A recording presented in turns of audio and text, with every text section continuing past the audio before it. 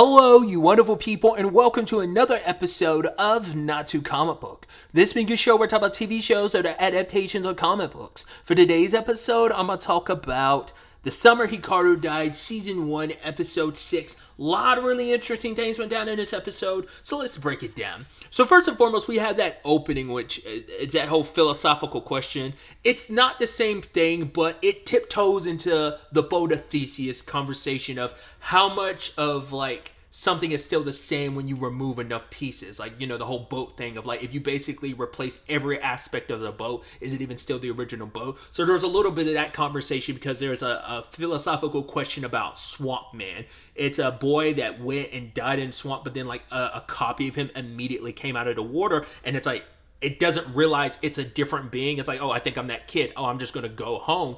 And so struggling with everything that he's been dealing with on the Hikaru front, because he things are constantly going back and forth in his mind, because it's the whole thing of, yes, he recognizes this thing isn't Hikaru, but he's treated it like it's Hikaru, but he tries not to treat it like Hikaru because he tries to treat it like its own thing. But and even Nonuki has the struggles too of, well, what's the balance between what I'm feeling and what is just me reacting to how Hikaru's memories felt. Am I really feeling what I'm feeling, or am I just replicating? Because I know in Hikaru's mind, he felt this way, and at least I have the memories of him feeling this way, even though am I really feeling this, or am I only copying what Hikaru felt? It becomes that whole thing of Yoshiki asks Yuta and Asako the question of, is this person still the same person? And Yuta's perspective is no, but then you have, because it's that guy died and they're two completely different beings. But then Asako's perspective is well, your cells die and get replaced so many times. So whatever cells you had years ago are long gone. So it's almost on a fundamental level, you're kind of always a new person every so often. So it's can you really say that you're not the same person anymore? It's kind of both are kind of true. And then Yuta even brings up the point where he's well, it's actually kind of interesting. He's to prove the point of they are two separate beings. He's because for a split second, both existed at the same time. And Asako's oh, that's actually kind of really smart for you to say, because it is technically true. Before he died, there was a split second that they both coexisted in this world. So, but Yuta's who cares? None of this is important, which is funny considering Yoshiki is dealing with this particular philosophical struggle of, the conversation of what makes a person a person. Is it just your experiences? Is it your life? What makes you you? And it's and some people make the argument for a soul or a heart, but it's this thing seems it can be human. It's shown itself to be trying to be human, as Yoshiki's kind of figured out and thought about, especially that came up at the end of the last episode. So he's he's trying to be human. He can just live as a human, and it's just he wants that.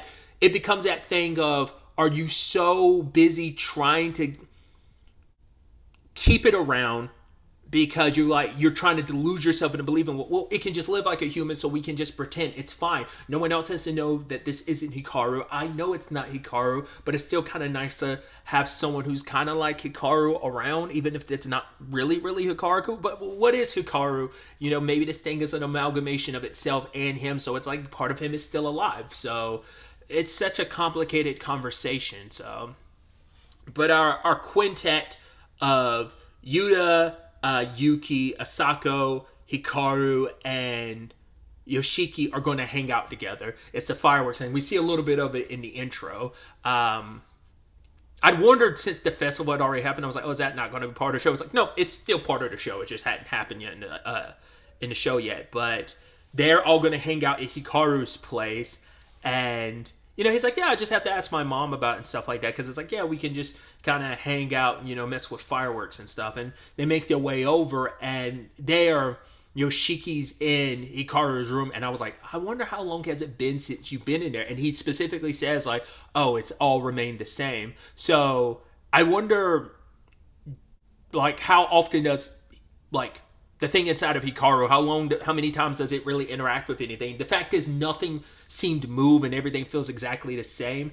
I guess there's twofold to look at it, being I guess for Yoshiki's perspective, you can make the argument it's him just being like, well, this thing is pretty much just Hikaru, even though it's not Hikaru, because it didn't change anything. Everything else feels the same, because it feels like Hikaru, even if it's not Hikaru. So I don't know if that's, once again, trying to, like, Yoshiki trying so hard to convince himself otherwise, or maybe it's just, because I can only assume he hasn't been back in a room, even though we've seen him be over at Hikaru's place, but I guess, like, since Hikaru died, he's not going back into that room. I can only assume as much. For him to be, like, almost like it's been so long, obviously it's like Hikaru died, like, 6+ months ago, so either way, he ends up finding Hikaru's dad's hat, and he's like, oh, I remember, like, he was at a festival with his dad, and they ran into Hikaru and his dad, but then, like, Yoshiki's dad warned him about, like, oh, basically don't go up into the mountains by yourself, because, like, you'll get snatched up by, like, the god that they pray, like, the Nuki and stuff like that. So how much the general town and village know about that, it seems like it's definitely an elder thing, but I'm like, I wonder, like, and we know, like, Hikaru's family has a lineage tied to it, but it also seems like maybe Yoshiki's family has ties to it as well. For him to be in the know about it, I wonder, is he actually an elder as well? Maybe not. But maybe, like, Yoshiki and Hikaru's families being close, because it seemed like, I mean, it might just be like the sons hit it off, but I feel like there might be deeper ties to the families, because the dad was like, sure, like, the fact is you're hanging out together at that fireworks, festival and stuff. I'm like, I don't know. It feels like there could be more to that. But ultimately, Yoshiki ended up finding something amongst, like, the games, and it's like a note that's, like, crumbled up and it's wet, and Yoshiki's like, what is this? And it's like, basically it's about Nonuki and, like, the Hikaru's family's, like, obligations and what is expected of them, of their role and everything. Yoshiki doesn't say much beyond just grabbing it and putting it in his pocket. I'm assuming it was on Hikaru's body when he died, and so when it came back to his house, it just stashed it there, because it's one of those things of, is that something that's been there for a while and just he was none the wiser, or, like I said, I get the feeling like that was on Hikaru's body, and Nonuki left it there specifically because maybe he's trying to make heads or tails of it and he's not quite sure. I don't know. Like I said, that could have been from an earlier point in time, but I don't know. What I thought was interesting too, and this is one of those things where I'm like, I don't know if I'm reading way too much into it. And I think it's interesting, especially with the conversation earlier in the episode about, like, the Swamp Man conversation, about how, like, when Asako is taking those photos, there's only 2 photos with Hikaru in it. Both of those photos just happen to have him blurry, like, because there's stuff in the foreground taking the focus and he's in the background out of focus. First time it's like, I think it's Yuta and Hikaru and Yoshiki are, in the foreground, he's in the background, and the other photo is him with a firework in front of him. That's why I'm like, I don't know if I'm reading way too much into it, but I feel like that's so very specific, because you didn't do it once, you did it twice. It feels like that's that feels like that's a subtle, like, there's something there that I had to look it up, because I looked up the photo technique of that. I think it's called bokeh. Like, I could be mistaken, because I was like, I feel like I've heard the term for the technique before, and it's not that. But I looked it up. It seems like it's the photo technique of what I'm talking about, when something's, like, in focus in the background, but then I'm in the foreground, and then the background is out of focus. Kind of like a depth of field type of situation. But, like, once again, I'm not, I am not well versed in photography, so, like, a lot of that terminology and just, like, it's one of those things where, like, you don't know the term, but it's like, you know it when you see it type of thing. And so, I like I said, I don't know if I'm reading too much into it, but that seems too specific, and to do it twice, because no one else's photos are like that, because Asako and Yuki took photos together, and then there's also, like, but the 2 photos that include Hikaru, or have Hikaru blurry in the background to some extent. So I'm like, it feels like it almost like plays into like this thing being so, especially because the conversation comes up later on about formlessness and shapelessness, that it feels like this thing hasn't really been identified. So for it to be identified in these photos, it's kind of blurry. Like I said, it could be definitely could be a reach, but I just thought that was fascinating.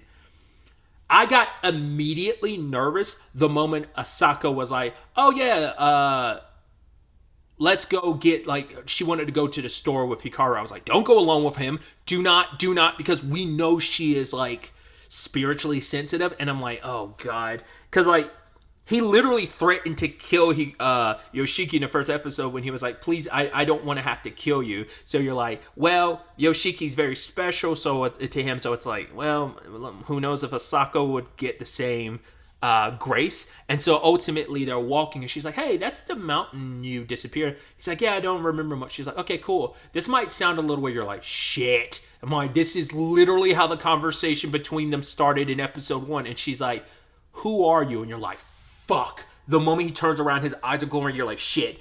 I was like, you're not gonna murk her right now, are you? Jumping ahead a little bit, he was going to.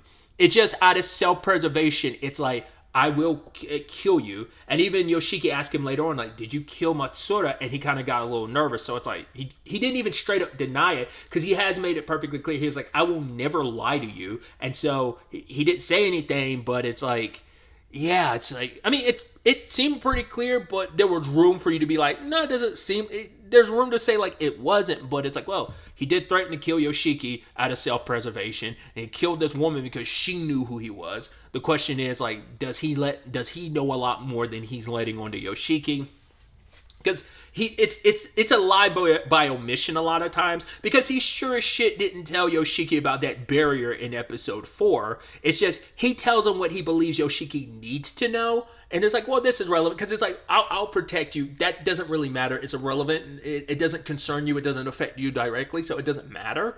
But it's like, Yoshiki would probably want to know this stuff because it is pertinent, because it's like pertinent to the guy that's hunting you down, Tanaka, and the whole group that he works with. But, you know, so that's the thing of like, he's probably never outwardly lied to, but it's always been a live omission, because like he lied to him for like 6 months pretending to be Hikaru. So it's like, you know, so he technically has lied to him before. It's just, but in his mind, it's like, well, I've never lied to you directly. If you ask me something, I might not answer you, but I won't ever outwardly lie to you. But once again, avoiding telling him information is still a lie by live omission. But either way, before he strikes at Asako, we get a flashback, and it turns out, like, obviously this thing is a part of Asako's family. Who knows how it resonates with other members of her family, because we find out her grandmother can't hear them, but she can see them, and it seems like Asako has like, she almost has like almost echolocation when it comes to the spirits. Like, she can hear them, but it doesn't seem like she can see them. It's hard to say, because like she could hear it when it's going by, and she could hear its voice saying look out, because it looks intangible. It doesn't look like a physical form or whatever. Obviously it's a spirit, but I don't know like what we as the audience see. I don't know if that's what Asako sees with her own eyes, so she can see and hear, or is it just more so like her hearing is better? So like her grandmother we saw could see, but like I'm curious, is it a thing of with Asako, her, like the reason why it manifests that way to her eyes is because, like I said, it's almost like an echolocation thing where it's like I'm making out this sound, almost like a Daredevil thing where it's like my vision is the way it is, but I can almost make stuff out because of like the sound resonating off of it. But her grandmother talks about like the reason why the spirits and the things exist the way they are is they're not things that died and stayed here. They're things that died, passed over, and came back, because she talks about it being this cycle of life, death, and rebirth. And it's so interesting because like that squiggly, that line we've always seen that kind of represents, like, I guess it was supposed to be like life and death, you know, the black and white of it all, which is interesting because how non-black and white things are, because there are shades of gray. Things aren't so binary, rather. But I'll get to that in a second. But like we've seen that line before where it seems like, oh, it's going to snap, like when we see it from the thing inside of you, Hikaru's perspective, and it's just kind of like a line snapping, and you could almost look at that as like the thread of sanity, or like it holding itself, like finally snapping when it's no longer human and kind of giving into its own instincts. But we see that line, and I guess it's meant to be like, the blurring of the lines between the living and the dead, and those both of those worlds, and things from one world crossing over into the other and back. And then we saw it like, shift and become like this very yin yang, like black and white. But her grandmother tells her like, those things aren't, like, we have our preconceived notions of things are good or bad. And it's like, that's not like, just because things are from that world doesn't make them bad. Just because things are from this world doesn't make them necessarily good. And so Asako from a young age was kind of scared, but like when that thing came over and Yuki was about to cross and Asako heard it say, "Look out," and she's like, "Yuki, stop," and she avoided getting hit by a car. And for Asako, it's like, oh, that thing is good. So it's like, right, grandma was right, these things aren't all bad. So I think that's why she was like, I figured as much. Like, I should have known something was up, because I think I commented on this in episode 1. Like, I think it's when Yoshiki and Hikaru are talking, like, in the hallway at the school. Asako looks in their direction. So she's known, but she's never said anything. She's like, since first seeing Hikaru after coming back, she knew something was off, because she's like, every time he talked, there'd be, like, something with his voice. Like, she could hear, like, this spirit or whatever. And so she didn't say anything, because she's like, specifically when the forest situation happened a couple episodes back, she's like, oh, like, Yoshiki's safe, this thing's protecting him, so I won't question it too much. Because I think she was too scared to have that conversation around Yoshiki, because she was probably thinking like, oh, you're just going to think I'm weird or I'm wrong. So she probably waited until she was alone with Hikaru to try. She's like, I know this is going to sound weird, but who are you? But either way, back to present day, Hikaru was about to do his thing, and you're like, oh shit. And then like, but Yoshiki pops up, and in that moment, Asako passes out, because I wonder, like, did the fear get to her, or was it like, we don't really know the defining, like, how he deals with, like, spirits and stuff. It might be he eats their life force or something. That might be how he, quote unquote, eats them. And so in that moment, he might have been draining some of, like, Asako's, like, life force, and she passed out. But Yoshiki's looking like, yo, what did you do? He's like, oh, I think she knew what was about to happen, and like she knew that I wasn't Hikaru. And Yoshiki was like, what were you gonna do? And he's like, wait, were you gonna kill her? And like, just like everything's coming unravel, because once again he knows this thing is dangerous, but he lets himself believe, well, it's protecting me. It's not bad. How can it be bad if it's willing to protect me? It showed itself to be human, but it's kind of like you're forgetting what this thing is.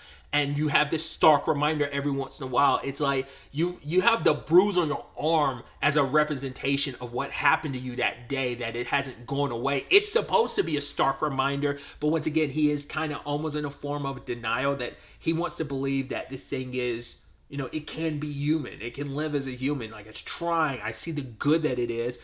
Should you be defined by what you did on your worst day? It's like, well, you tried to kill one of our friends. You also did in fact kill an old lady,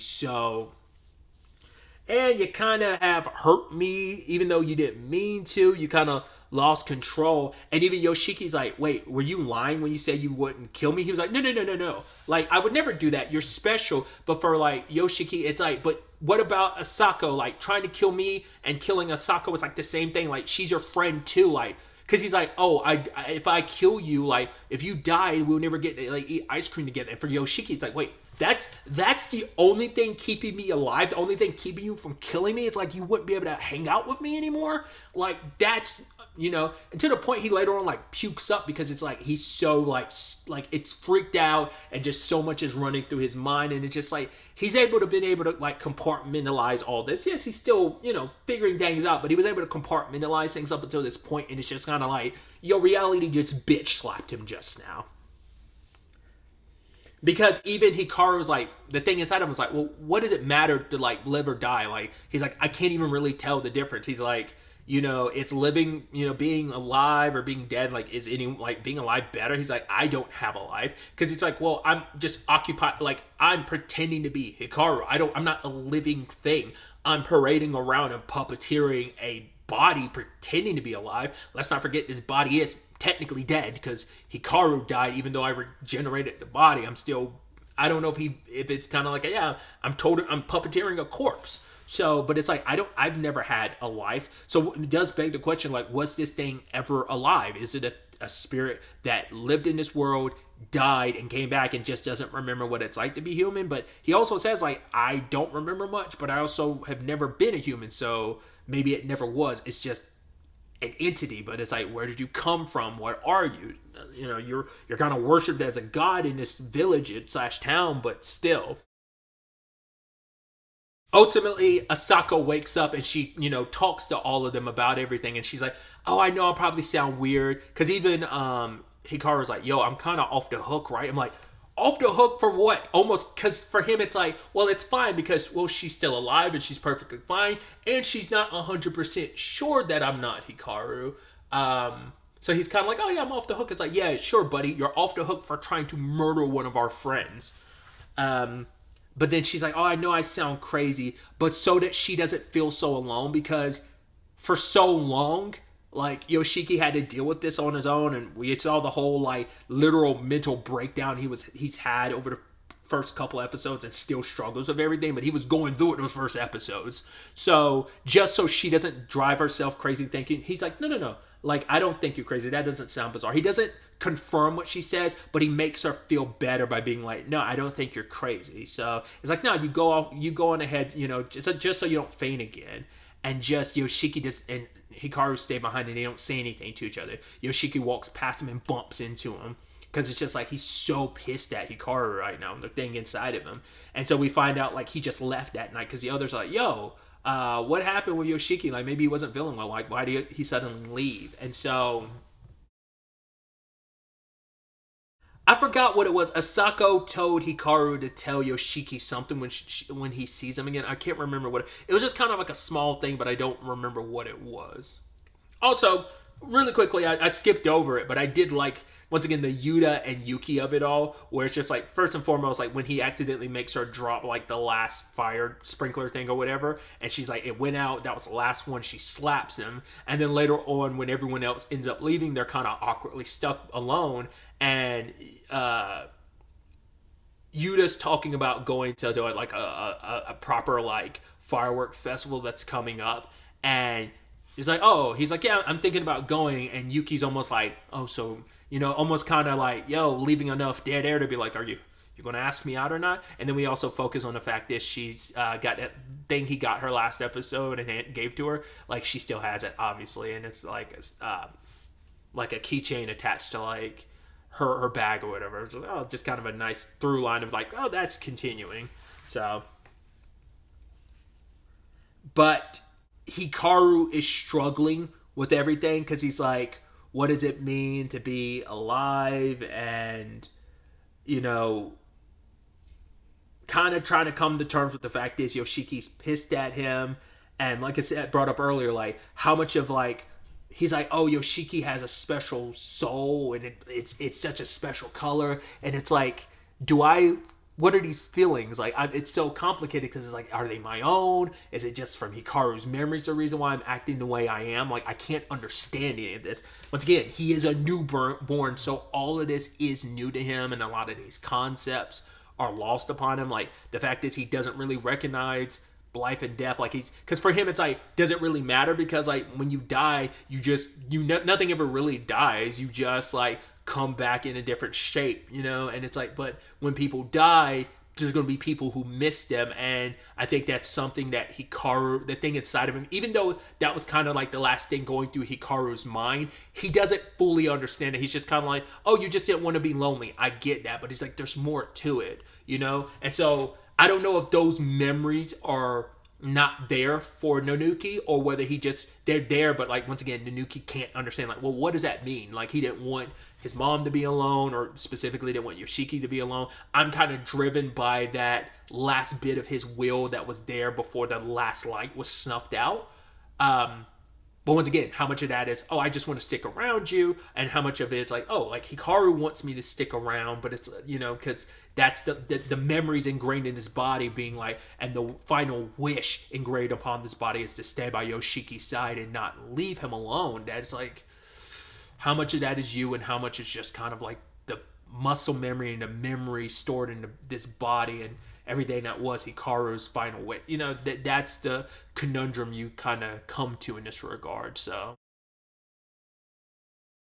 and then like what appears to be like just the next day, after like kind of wrestling with that all day, the next day he's on his way to school, and Yoshiki's outside of his house like nothing happened. And it's like, well, that was like a day of Yoshiki keeping to himself, so God knows what he got up to. Did he contact Kuboreyashi? Does he talk to his dad about some of that stuff? Probably not, because he's still dealing with this on his own. But like, he does have Kuboreyashi to like talk about some of the stuff with, so I don't know. There was also that other being that showed up specifically at their school. Considering we know what Asako can do, like, I guess maybe she'll have a feel for it. Maybe when they go back to school. I don't know. A lot of questions, a lot of really interesting developments. It's definitely going to be interesting to see where all of this goes going forward. I believe we hit the halfway point in this season. I have no idea what to expect, and especially the Yoshiki. After this episode, I'm like, are you still going to try and pretend like everything's okay, or just how do you go forward from here, and how do you handle things going forward from here? It's going to be interesting to see. But really, that's all I want to talk about today. Next time we meet, be happy, be safe, live life to the fullest, and enjoy it. Good day, and goodbye.